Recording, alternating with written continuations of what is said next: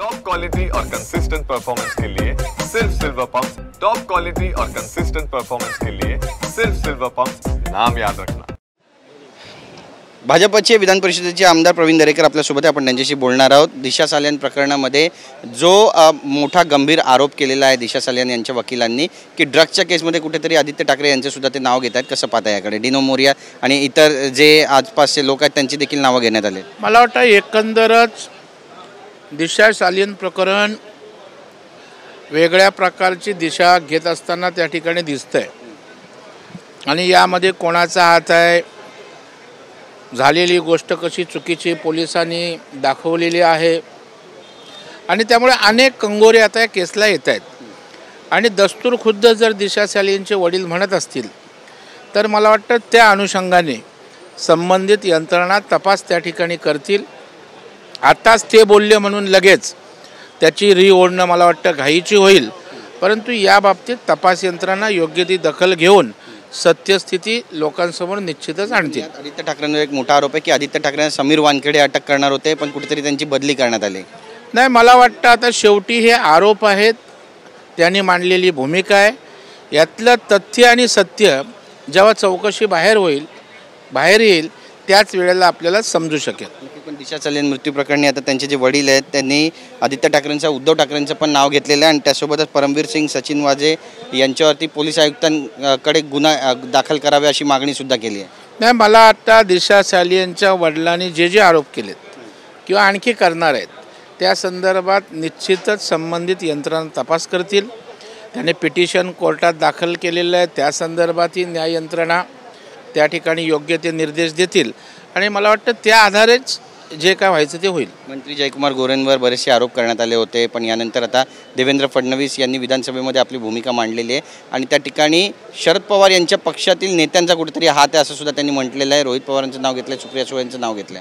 100% जयकुमार गोरे यांच्या विरोधात राजकीय षडयंत्र आहे। जयकुमार गोरे यांचं राजकीय प्रस्थ साताऱ्यामध्ये पश्चिम महाराष्ट्रामध्ये वाढत असताना जे स्वतःला सातारा किंवा पश्चिम महाराष्ट्राचे सम्राट समजतात त्यांना पोटदुखी झालेली आहे। मग ते आणि त्यांचं कुटुंबीय निश्चितच जयकुमार गोरेंच्या मागे आपल्या हस्तकांच्या मागे लागलेला आहे आणि त्या संदर्भामध्ये योग्य तो खुलासा झालेला आहे। जयकुमार गोरे अशा कुठल्याही षडयंत्रात फसणार नाहीत, ते या सगळ्यांना पुरून उरतील एवढं लोकाभिमुख अशा प्रकारची व्यक्ती आणि नेतृत्व त्यांचं आहे। पण ज्यांची नावं घेतली आहेत त्यांच्या अडचणीत वाढ होईल असं वाटतं? नाही, 100% यामध्ये जर सत्यता आढळली तर निश्चितपणे अशा प्रकारचं षडयंत्र रचणारी प्रवृत्ती पुन्हा एकदा महाराष्ट्रातील जनतेसमोर येईल। काँग्रेसचे हुसेन दलवाई आहेत, त्यांनी छत्रपती संभाजी महाराज यांना औरंगजेबनं ज्या पद्धतीनं मारलं त्याची जी आयडिया आहे ती कुठेतरी मनुस्मृतीतून घेऊन पंडितांनी त्यांना सांगितली होती, अशा पद्धतीचं विधान केलं आहे। याला उत्तर कसं देणार? नाही, मला वाटतं प्रत्येक गोष्टीचं राजकारणच करायला नको, अशा प्रकारे बोलण्याची काही आवश्यकता नाही आहे, परंतु कुठलीही गोष्ट त्या ठिकाणी मनुस्मृतीशी आणि पंडितांशी जोडायची हा त्यांचा खाके आहे। मला वाटतं देवेंद्रजींना त्या ठिकाणी नीट छत्रपतींचा इतिहास माहीत आहे।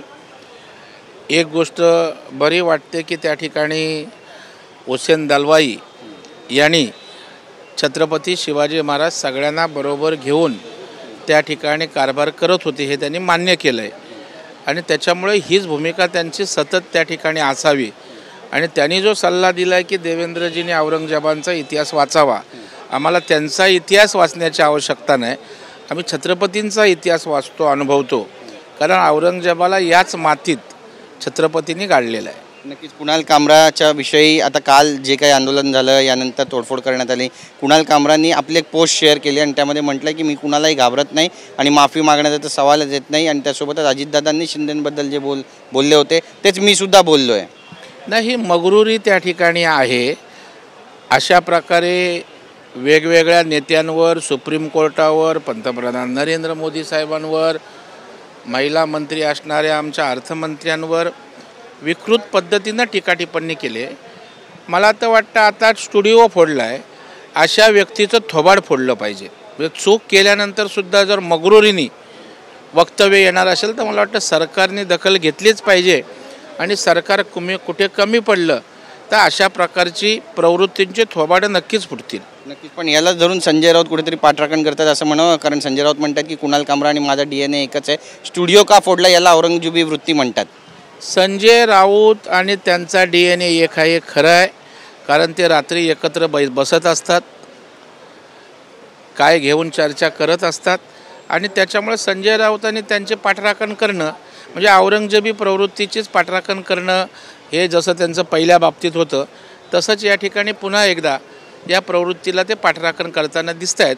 त्यामुळे संजय राऊतने कामरामध्ये काही फरक नाही, दोघांचा DNA एकच आहे. नक्की. धन्यवाद आमच्याशी बातचीत केल्याबद्दल. तर संजय राऊत आणि कामरामध्ये कुठलाच फरक नाही आहे आणि दोघांचा DNA एकच आहे अशी टीका प्रवीण दरेकर यांनी संजय राऊतांवर केली आहे. कॅमेरा पर्सन सिद्धेश नाईकसह गिरीश गायकवाड, TV9 मराठी, मुंबई.